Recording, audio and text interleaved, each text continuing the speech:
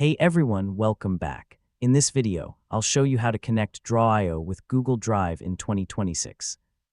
If you want to save, open, and manage your diagrams directly from Google Drive, this guide will help you set everything up step by step. First, open Draw.io in your web browser.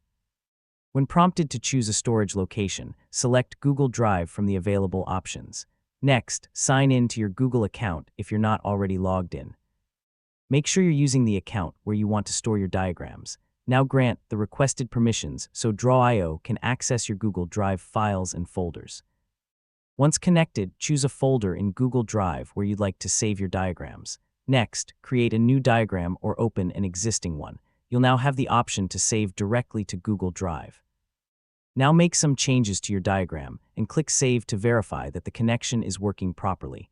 Next, open Google Drive and confirm that the diagram file appears in your selected folder.